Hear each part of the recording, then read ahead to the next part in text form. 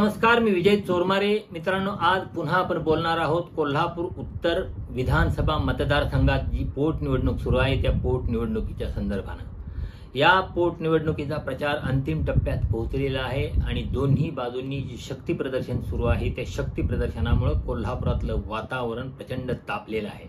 म्हणजे एप्रिलच्या कडाक्याच्या उन्हाळ्यात राजकीय पक्षांच्या प्रचारामुळे, आरोप प्रत्यारोपांच्या फैरीमुळे आणि एकूण जो माहोल निवडणुकीचा तयार झालेला आहे त्या निवडणुकीच्या माहोलमुळे कोल्हापूर शहरातलं वातावरण प्रचंड तापलेलं आहे. म्हणजे दोन्ही बाजूंनी आपल्या पक्षाचे जे म्हणून सगळे राज्य पातळीवरचे नेते आहेत ते सगळे नेते झाडून इथं प्रचाराला उतरवण्यात आलेले आहेत. म्हणजे महाविकास आघाडीच्या कडून आपल्या पक्षाचे सगळे प्रमुख नेते, पक्षातले तरुण आमदार, तरुण मंत्री यांना इथं प्रचारात उतरवण्यात आलं. त्याच पद्धतीनं भारतीय जनता पक्षानं सुद्धा आशिष शेलार यांच्यापासून सुनील देवधरांच्यापर्यंत आपले अनेक महत्वाचे नेते कोल्हापूरच्या मैदानात प्रचारासाठी उतरलेले आपल्याला बघायला मिळालं. भारतीय जनता पक्षानं राज्यभरातून मोठ्या प्रमाणावर इथं कार्यकर्ते निवडणुकीच्या कामासाठी आणलेले आहेत. म्हणजे प्रदेशाध्यक्ष चंद्रकांतदादा पाटील यांनी सुरुवातीच्या टप्प्यात एकदा सांगितलेलं होतं की पक्षाचे 3 लाख कार्यकर्ते राज्यभरातून कोल्हापुरात येतील. प्रत्येक मतदाराच्या मागे एक पक्षाचा कार्यकर्ता असेल आणि अशा रीतीनं आम्ही इथलं वातावरण बदलवून टाकू आणि भारतीय जनता पक्षाच्या उमेदवाराचा इथं विजय मिळवू.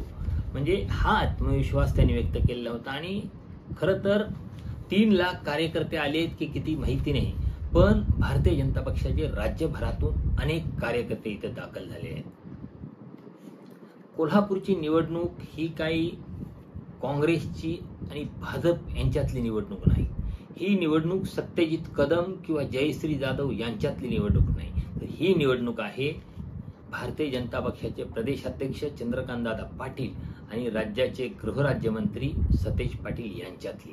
म्हणजे 2 पाटलांच्या प्रतिष्ठेची ही लढत आहे आणि त्यासाठी त्या दोघांनीही आपली सगळी प्रतिष्ठा पणाला लावलेली आहे. व्यक्तिगत पातळीवर दोघांनीही प्रचंड यंत्रणा कोल्हापूरच्या निवडणुकीसाठी उभ्या केलेल्या आहेत आणि त्याचबरोबर राज्यभरातली जे शक्य आहे ते सगळे नेते उतरवून प्रचाराची रणधुमाळी उडवून दिलेली आहे. त्यामुळे एकूण कोल्हापुरातलं जे वातावरण आहे ते वातावरण तापत निघालेलं आहे. कोल्हापुरातल्या लोकांशी बोललं, कोल्हापुरातल्या लोकांचा कानोसा घेतला तर एक गोष्ट स्पष्ट दिसते की भारतीय जनता पक्षाने जी वातावरण निर्मिती केली आहे ती वातावरण निर्मिती करण्याच्या बाबतीत भारतीय जनता पक्ष 2 पावलं पुढे आहे. याचा अर्थ काँग्रेसची यंत्रणा कमी आहे असं नाही, कारण तिथं काँग्रेसची यंत्रणा संपूर्णपणे सतेज पाटील राबवत आहेत आणि सतेज पाटील यांचा एकूण यापूर्वीचा निवडणूक कामातला अनुभव बघता त्यांनी सुद्धा आपलं सगळं कौशल्य, सगळी यंत्रणा, सगळी ताकद या निवडणुकीत लावलेली आहे. त्यामुळं चंद्रकांतदादा पाटील आणि सतेज पाटील यांच्यातली ही प्रतिष्ठेची लढत, या लढतीकडे संपूर्ण महाराष्ट्राचं लक्ष लागून राहिलेलं आहे. भारतीय जनता पक्षाच्या वतीनं अशा एका पोटनिवडणुकीत इतकी प्रतिष्ठा पणाला लावण्याचं कारण काय, असा प्रश्न कुणाच्याही मनात निर्माण होऊ शकतो. कारण कोल्हापूरची एक जागा निवडून आली म्हणून महाविकास आघाडी सरकारच्या वर काही परिणाम होऊ शकत नाही. असं असताना भारतीय जनता पक्ष असं का करतो, तर एका निवडणुकीत म्हणजे प्रत्येक निवडणूक, अगदी छोट्यातली छोटी निवडणूक सुद्धा आपली सगळी ताकद लावून लढवायची ही भारतीय जनता पक्षाची पद्धत आहे. त्यामुळं त्यांनी इथेही ताकद लावली आणि अशा छोट्या निवडणुका जिंकून एक विधानसभेची पोटनिवडणूक जिंकून या राज्यातलं वातावरण इथल्या सरकारच्या विरोधात आहेत असं चित्र निर्माण करण्याचा प्रयत्न भारतीय जनता पक्षाचा आहे. आणि असा प्रयत्न पंढरपूर मंगळवेढेच्या निवडणुकीत भारतीय जनता पक्षाने केला आणि त्या प्रयत्नात ते यशस्वी झाले. भरत भालके यांच्या निधनामुळे जी पंढरपूरची जागा रिकामी झाली होती ती जागा भारतीय जनता पक्षानं आपल्याकडे खेचून आणली आणि महाराष्ट्रातलं जनमानस कसं महाविकास आघाडी सरकारच्या विरोधात आहे असं एक चित्र निर्माण करण्याचा प्रयत्न केला. मला वाटतं कोल्हापुरातही भारतीय जनता पक्षाचा तोच प्रयत्न आहे, तसाच प्रयत्न आहे. त्याचमुळे भारतीय जनता पक्षानं इथं आपली सगळी ताकद लावलेली आहे. उभा केली आहे. तुम्ही सगळ्या महिला आहेत, ती बिचारी आहे, तिला मतदान करा. मला सांगा तुमच्या कुटुंबातला तुमचा पती एखादा प्लंबिंग काम करत असेल, तुम्हाला प्लंबिंग काम जमणार आहे गो? जमणार आहे का? तुमचा एखादा नवरा इलेक्ट्रिशियन असेल, तुम्हाला इलेक्ट्रिशियनचं काम जमणार आहे का? ज्याचं काम त्यानं करायचं असतंय.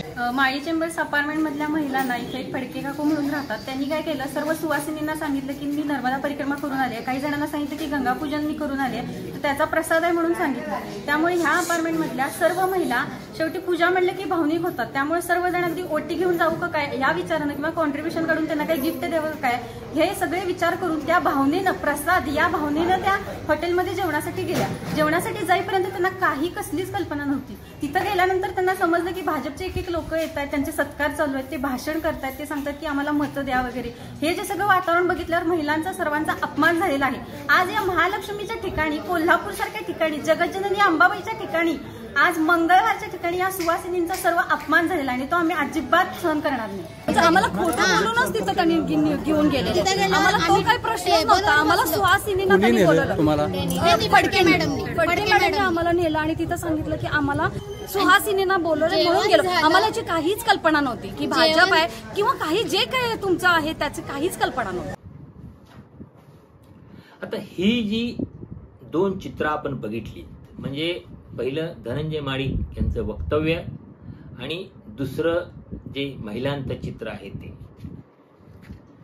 ही दोन्ही चित्र बघितल्यानंतर या निवडणुकीच्या संदर्भात एक गोष्ट निश्चितपणे सांगता येते की या निवडणुकीत कोल्हापुरातल्या महिला मतदारांची भूमिका निर्णायक ठरणार आहे. कारण या दोन्ही गोष्टींच्यामुळं महिला मतदारांचं महत्त्व, महिला मतदारांचा विषय पहिल्यांदाच असा एक पृष्ठस्तरावर आलाय, एकूण ऐरणीवर आलाय आणि त्यामुळं महिला मतदारांच्या भूमिकेकडं लक्ष लागून राहिलेलं आहे. स्वाभाविकपणे महिला मतदार या निवडणुकीत निर्णायक भूमिका बजावू शकतील असा एक अंदाज व्यक्त केला जातोय. भारतीय जनता पक्ष प्रत्येक निवडणुकीत रणनीती आखत असतो आणि आपले देशभरातले, राज्यभरातले कार्यकर्ते तिथं नेऊन घरोघरी तिथले ओळखीचे लोक हुडकून, पाहुणे हुडकून त्यांच्यापर्यंत पोहोचून प्रचार करत असतो आणि आपला जनाधार वाढवण्याचा प्रयत्न करत असतो. खरं तर भारतीय जनता पक्षाची ही रणनीती कोल्हापूर शहरात फारशी प्रभावी ठरण्याची शक्यता नाही हे आपल्याला स्पष्टपणे म्हणावं लागेल. त्याचं कारण असं की पहिली गोष्ट म्हणजे भारतीय जनता पक्षाची कोल्हापुरातली संघटनात्मक ताकद कमी आहे. म्हणजे भारतीय जनता पक्षाच्या विचाराला मानणारे लोक असू शकतील. म्हणजे पहिल्या जो व्हिडिओ आपण या संदर्भातला केला होता त्यात मी सांगितलं होतं की भारतीय जनता पक्षाचं कोल्हापूर शहरातले जे कमळाच्या चिन्हावर शिक्का मारणारे मतदार आहेत ते मतदार साधारण 40,000 आहेत. म्हणजे 2014च्या निवडणुकीत इथून भारतीय जनता पक्षाचा उमेदवार स्वतंत्रपणे उभा राहिला त्यावेळी त्याला 40,000 मतं मिळाली होती आणि तो मला वाटते भारतीय जनता पक्षाचा इथला बेस आहे आणि त्याच्या पुढची मतांची जुळवाजुळव करून, मतांची बेरीज करून त्यांना विजयापर्यंत जायचं आहे. त्यासाठी सगळा आटापेटा सुरू आहे.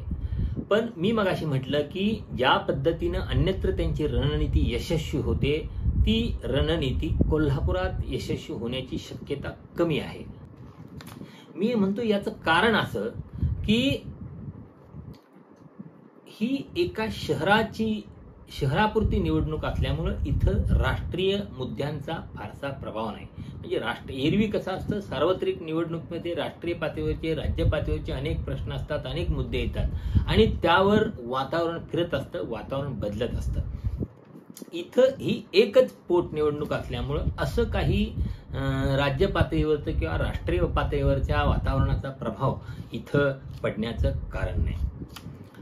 दुसरी जी गोष्ट आहे ती महत्वाची सगळ्यात गोष्ट अशी आहे की कोल्हापूर शहरात जी बहुसंख्य लोकसंख्या आहे ती इथल्या स्थानिक लोकांची आहे. म्हणजे एरवी आपण बघितलं जी शहरं वाढलेली असतात किंवा शहरांचा विस्तार झालेला असतो तिथं उपऱ्या लोकांचं प्रमाण खूप असतं आणि असे उपरे लोक हे भारतीय जनता पक्षाचे मोठ्या संख्येनं मतदार असतात. हे स्थलांतरित लोक, बाहेरचे लोक, बाहेरून नोकरीसाठी, कामासाठी आलेले लोक, त्यांचा विशेषतः त्या गावाच्या संस्कृतीशी किंवा त्या गावाच्या एकूण जी मानसिकता असते त्याच्याशी फारसा संबंध नसतो. तर असे लोक भारतीय जनता पक्षाच्या जवळ सगळीकडेच असलेले आपल्याला दिसतात. कोल्हापुरात मात्र तशी परिस्थिती नाही. कोल्हापूरचे सगळ्या पेटा असतील किंवा कोल्हापूरचे जे नवीन पार्क असतील किंवा कोल्हापूरची जी उपनगरं असतील, या सगळ्या भागात जरी आपण नजर टाकली तरी आपल्याला इथं स्थानिक लोकच मोठ्या प्रमाणावर दिसतील. म्हणजे म्हणायला कोल्हापूर शहर आहे, पण प्रत्यक्षात शहर असलं तरी ते एक मोठं खेडं आहे. इथल्या लोकांची मानसिकता ही अजूनही जुन्या खेड्यातल्या लोकांच्या मानसिकतेसारखीच आहे. जुन्या गावगाड्यासारखीच एकमेकांना धरून राहणारी आणि शहरीकरणाचा वारा न शिवलेली अशी मानसिकता आहे. त्यामुळे जिथं स्थलांतरित किंवा असे उपरे लोक असतात तिथं जो भारतीय जनता पक्षाचा प्रभाव चालतो तो प्रभाव कोल्हापुरात चालण्याची शक्यता कमी आहे. त्यामुळे मी म्हटलं की इथं ती भारतीय जनता पक्षाची अन्यत्र जी रणनीती यशस्वी होते ती रणनीती इथं यशस्वी होण्याचं कारण नाही. म्हणजे आतापर्यंतची जरी इथल्या मतदारांची परंपरा बघितली तर त्यांनी शेतकरी कामगार पक्षाला अनेकदा निवडून दिलेला आहे, काँग्रेसला निवडून दिलेला आहे, काही वेळा शिवसेनेला निवडून दिलेला आहे, पण भारतीय जनता पक्षाला इथून कधी निवडून दिलं नव्हतं. पण तरी सुद्धा भारतीय जनता पक्षानं इथं जिथं आपली मूळची कधीच जागा नव्हती तिथं आपली ताकद वाढवण्याचा किंवा तिथून एक आपला आमदार निवडून आणण्याचा, म्हणजे कोल्हापूर सारख्या शहरातून जर आपला एक आमदार निवडून आणला तर एकूण पश्चिम महाराष्ट्रात कोल्हापूर जिल्ह्यात सगळीकडे त्याचा भांडवल करून विस्तार करण्यास भारतीय जनता पक्षाला आपली ताकद वाढवण्यास अधिक मदत होऊ शकेल. त्यामुळं मला वाटतं कोल्हापूरकडे भारतीय जनता पक्षानं विशेष लक्ष दिलेलं आहे. म्हणजे आणखी एक भारतीय जनता पक्षानं नोंद घेण्याजोगी गोष्ट म्हणजे 2014ची जी लोकसभा निवडणूक झाली होती त्या लोकसभा निवडणुकीत नरेंद्र मोदी यांच्या नावाची प्रचंड मोठी लाट असताना सुद्धा त्या काळात कोल्हापूरनं राष्ट्रवादी काँग्रेसला निवडून दिलं होतं. राष्ट्रवादी काँग्रेसकडून तेव्हा धनंजय महाडिक खासदार म्हणून निवडून आले होते आणि कोल्हापूर शहरानं त्यावेळी त्यांना मोठं पाठबळ दिलेलं होतं. म्हणजे इथं जो राष्ट्रीय मुद्द्यांचा प्रभाव असतो तो सुद्धा फारसा चालत नाही. मग फार पारंपरिक धारणेनं मतदान करणारे हे लोक असतात. तर अशा सगळ्या परिस्थितीत अशा अनेक गोष्टींच्यावर मात करून भारतीय जनता पक्षाला आपली ताकद वाढवायची आहे आणि जो आपला मूळ बेस आहे तिथपासून विजयापर्यंत जायचं आहे. खरं तर राज्यभरातले कार्यकर्ते, राज्यभरातले नेते यामुळे एक वातावरण निर्मिती निश्चित होऊ शकते. त्याचा काही एक परिणाम काही काठावरच्या मतदारांच्यावर निश्चित होऊ शकतो, पण तो परिणाम त्यांना भारतीय जनता पक्षाला विजयाकडे घेऊन जाईल किंवा काय हे या संदर्भात आता निश्चित सांगता येत नाही. पण एकूणच इथं काँग्रेसनं किंवा महाविकास आघाडीनं आणि भारतीय जनता पक्षानं दोघांनीही आपली सगळी ताकद इथं लावलेली आहे आणि ही निवडणूक दोन्ही पक्षांनी अत्यंत प्रतिष्ठेची केलेली आहे. त्यामुळे स्वाभाविकपणे केवळ कोल्हापूर शहर आणि जिल्ह्यात नव्हे तर संपूर्ण राज्याचं लक्ष या निवडणुकीकडे लागून राहिलेलं आहे. धन्यवाद.